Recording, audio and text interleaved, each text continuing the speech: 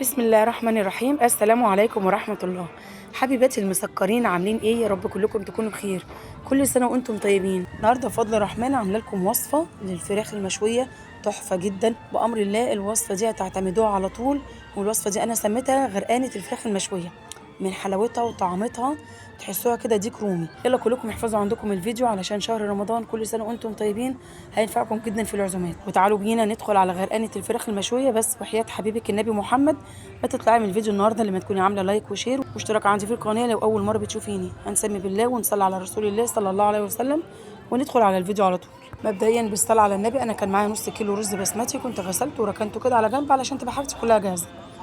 وجبت كمان 3 بصلات كبار، انا فرمتهم فرم خشن زي بتاع المحشي، وفرمت كمان معاهم قرن فلفل سبايسي علشان يخلي لي طعم الفرخه كده حلو. بس يا ولاد عايزاكم تسامحوني على الاصوات الغريبه اللي حواليا، انا مش عارفه اسجل. اروح اسجل فين؟ اروح اعيش في ولا اروح اعيش في الجبل؟ فانتوا بقى معلش، حقكم عليا.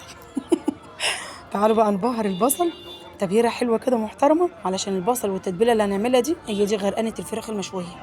اول حاجه معايا 3 4 ورقات من ورق اللوري، وما تستغنيش عن ورق اللوري.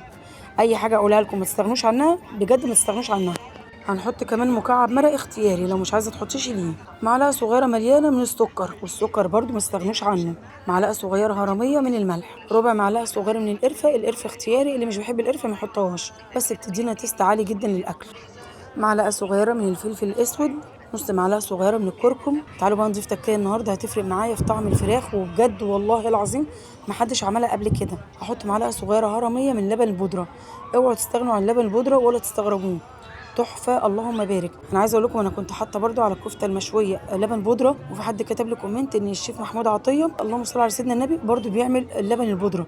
فطبعا شرف ليا، شرف ليا ان انا بعمل حاجه زي الشيفات. بس انا قسما بالله ما شفتها قبل كده حد عملها. يعني كنت مفكره ان ده اختراع انا، فطلع مش اختراع ولا بتاع. بس دي بقى اختراع ومحدش عملها. يعني معلقه اللبن اللي انا حطيتها النهارده دي محدش عملها اطلاقا. امسكي بقى يا ست الكل البصل ودعكيه دعكه محترمه بكل البهارات اللي احنا حطيناها مع بعض. وهاتي بقى الفرخه بعد طبعا ما نقعتها في ملح وسكر وليمون وخليتها زي الفل زي ما انتم شايفينها كده، بقت بصوا شمعه منوره، الله اكبر. وامسكي الفرخه تبليها من جوه ومن بره ومن تحت الجلد، خليها بصي تتشبع كده بالبصل والتتبيله اللي معانا دي. قسما بالله كانك بتاكلي فراخ مشويه من افخمها مكان، يعني حاجه كده اللهم بارك. والله يا ولاد انا خساره في البلد، انا عايزه اهج والله العظيم. يعني الحمد لله طبعا، اللهم لك الحمد بشهاده كل اللي حواليا وبشهاده ولادي وكل اللي يدوق اكلي، اللهم لك الحمد والشكر يا رب. انا بعمل حاجات محترمه محترمه بجد، حاجه كده اللهم بارك. بصوا بقى انا هشيل رقبه الفرخه، لو انتوا عايزين تخلوها براحتكم، بس هي طبعا ملهاش لازمه، هتتحرق معايا في قلب الفرن ويعني مش هتبقى حلوه. ممكن تحطوا رقبه مع كبده والانثى وتسلقوها مع بعض.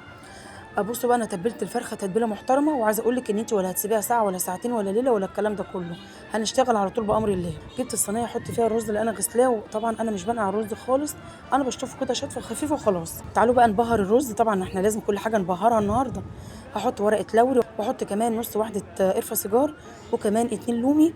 وطبعا الحاجات دي انا ببقى غسلاها عشان تبقى عندكم خلفيه. واحط فلفل اسود وسبع بهارات ومرق الدجاج وكركم وذره بسيطه جدا من بودره الزعفران لو انتوا عايزين. وطبعا بظبط الملح بتاعي. اسامي بالله وصلى على سيدنا محمد صلى الله عليه وسلم. وامسك الرز بالتتبيله ادعكها دعكه محترمه بايديا بالشكل ده. طبعا لابسه جوانتي وايديا نظيفه، حتى لو مش لابسه جوانتي انا ايديا نظيفه وزي الفل.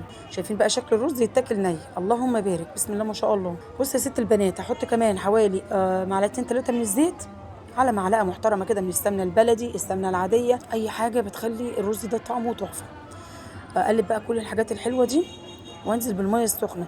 لكل كوبايه رز بتاخد كوبايتين ميه. انا معايا نص كيلو رز، يعني حطيت لتر من الميه. تمام كده، لتر وشويه كمان. الرز البسمتي بياخد ميه اكتر من الرز البلدي اللي هو الرز المصري بتاعنا. ضفت الميه، والميه طبعا لازم تكون سخنه زي ما بقول لكم. وقلبت كل الحاجات الحلوه دي مع بعض، وكده الملح مظبوط وزي الفل.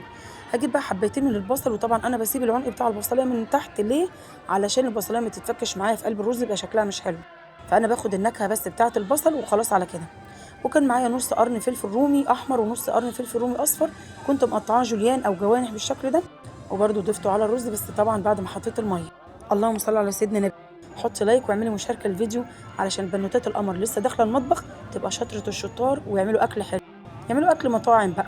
بصي بقى يا قلب اختك انا عملت ايه دلوقتي. انا جبت ورقه زبده، اللهم صل على سيدنا النبي، غطيت بيها الصينيه بالشكل ده، واديتها كده ثقوب صغيره يعني خرام صغيره كده بالشوكه، علشان احط الفرخه على الرز، علشان انا عايزه العصاره كلها اللي بتنزل من الفرخه تنزل على الرز وتخلي طعمه كده زي العسل. هجيب بعد كده شبكه احطها على الصينيه بالشكل ده، وادهن الشبكه بتاعتي زيت علشان الفرخه ما تلزقش فيها. والله النقط الصغيره دي بتفرق في شكل الاكل بعد كده، علشان تبقوا واخدين بالكم. اللهم صل على سيدنا النبي. حطيت الفرخه بعد ما دهنت طبعا الشبكه زيت، وبعد كده جبت خيط من عندي عملته كده على كذا واحده مع بعض، وربطت رجلين الفرخه، واجيب شويه زيت اللهم صل على سيدنا محمد ارشرش كده على الفرخه من فوق. بصوا بقى بسم الله ما شاء الله، عملنا اكله محترمه تكفي اسره كامله متكامله في صينيه واحده، يعني عملنا كله شاكب راكب كده مع بعض في صينيه واحده. اللهم صل على سيدنا النبي. هجيب بقى ورقه فويل تاني بس بكشكشها كده في ايديا علشان طبعا اعرف اقفل بقى الفرخه، وبعد كده كمان هجيب ورقه فويل واقفل بقى الفرخه بالصينيه تقفيله محترمه. وفي الوقت ده انا كنت مشغله الفرن على اعلى درجه حراره عندي. اهم حاجه تقفيله الفويل بتاعتك، علشان هي التقفيله دي اللي هتسوي معانا الفراخ وهتسوي كمان معانا الرز. حطيت ورقتين كبار من ورق الفويل، ونسمي بالله ندخل بقى الصينيه كلها الفرن. بتاخد وقت قد ايه معايا في الفرن؟ بتاخد وقت ساعه، وقبل ما بخرجها من الفرن ب10 دقائق بطفي الفرن واشغل الشوايه تاخد لون قمر زي ما انتم شايفين كده. اللهم بارك، بسم الله ما شاء الله تبارك الرحمن. انا عامله النهارده عظمه، انا عامله لكم ديك رومي، يعني الديك الرومي اللي انا عاملاه ده يستحق لايك حلو من ايديكم ومشاركه للفيديو واشتراك عندي. ربنا يا رب يكبر بخاطركم ويديمكم نعمه في حياتي يا رب، اللهم امين. بصوا بقى يا حبايبي انا عملت ايه بعد كده. شفتوا العصاره اللي نزلت كلها اللي كنت بقول لكم عليها؟ نزلت على الورقه، طبعا كمان نزلت على الرز ما شاء الله. في المهم انا اخدت من العصاره اللي نزلت دي ودهنت بيها الفرخه علشان تدينا لمعه كده حلوه محترمه. ولا الرز يا بنات وشكله وجماله وفلفلته، شايفين القمر؟ اللهم صل على سيدنا النبي. بعد كده جبت فحمايه اختياري، لو انت مش عايزه تعملي الحركه دي ما تعملهاش. حطيت الفحمايه في طبق وحطيتها كده وسعت لها في قلب الرز، نزلت بنقطتين زيت عليها ورحت شايله الفرخه اللهم صل على النبي، حطيتها كده على الصينيه وغطيتها تاني بورقه الفويل علشان تاخد ريحه وطعم الفحم. تعالوا بقى شوفوا لي الجمال بتاعه الفرخه، اللهم صل على سيدنا النبي. انا طبعا بعتذر لكم ان انا ما قطعتهاش قدامكم علشان كان في حد هياكل معانا في اليوم ده، فانا مش عايزه ابوظ شكل الاكله، فما حبيتش اخلي ايه يعني الشكل مش حلو. العين بتاكل قبل البق زي ما قلت لكم كذا مره، بذمتكم في جمال زي كده والنبي اللهم بارك. تعالوا بقى نغرف الرز، اللهم صل وسلم وبارك على سيدنا محمد. وتعالوا شوفوا البصل الاول، اللهم صل على النبي، عامل ازاي؟ شايفين سليم زي ما هو ده اللي انا كنت بقول لكم عليه، ان اخد نكهه البصل وريحه البصل وفي نفس الوقت يبقى سليم. اللي حابب ياكله بعد كده براحته، صحتين، وانا مش عايزين ياكلوه يبقى انا خلاص كده استفدت منه، وفي نفس الوقت خلاص ما بوظليش شكل الاكل.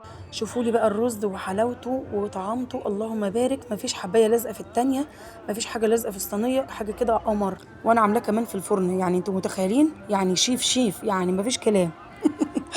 يعني حطوا لايك حلو من ايديكم علشان الفيديو ده فعلا يستحق والله العظيم المشاهده. الفرخه بسم الله ما شاء الله تبارك الرحمن عامله زي ديك روم، الفرخه مستويه اللهم بارك بسم الله ما شاء الله زي ما انتم شايفين كده، وصدر الفرخه ابيض اللهم صل على النبي. زي ما قلت لكم انا مش عايزه ابوظ الشكل بتاع الفرخه خالص.